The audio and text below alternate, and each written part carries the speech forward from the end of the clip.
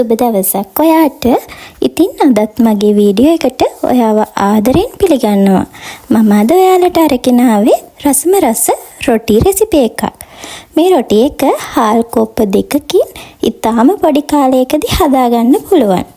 උදේට රැට උයන්න කම්මැලි හිතුන වෙලාවට මේ රොටි එක ඔයාලට හදාගන්න පුළුවන්.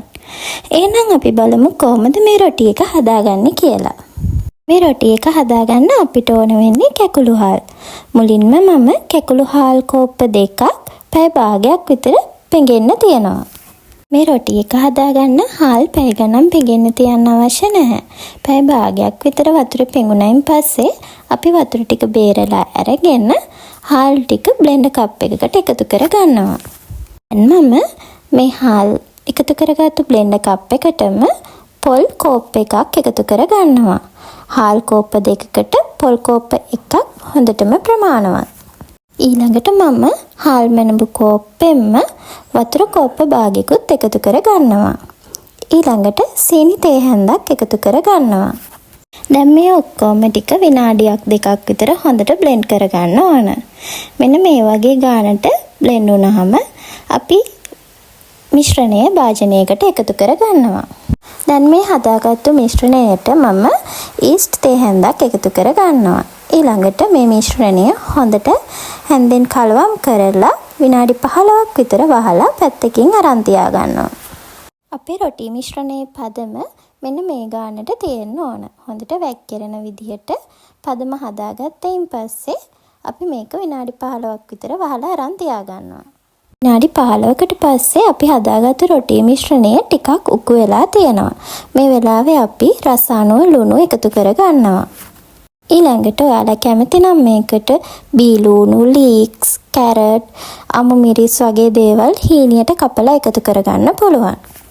මේ වෙලාවේදී මම හීනියට කපාගත්තු බීලුණු ගෙඩියකුත්, ලීක්ස් ටිකකුත්, කැරට් ටිකකුත් එකතු කරලා හොඳට අපේ රොටි මිශ්‍රණය කලවම් කර ගන්නවා.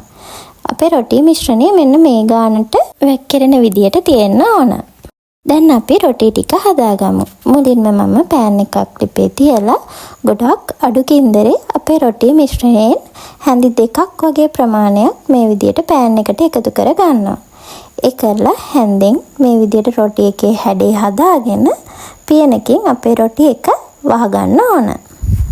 මේ විදියට විනාඩියක් දෙකක් යනකොට රොටි එකේ උඩ අමු ගතිය නැති වෙලා රොටි එක තැම්බිලා තියනවා බලා ගන්න පුළුවන්.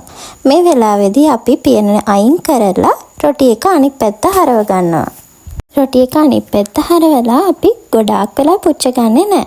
අනිත් පැත්ත හරවලා රොටි එකේ උඩ යන්තම් අමු ගතිය තියනවා නම් ඒ ටික නැති වෙනකන් තප්පර 15ක් විතර තියලා රොටි එක බා ගන්න ඕන.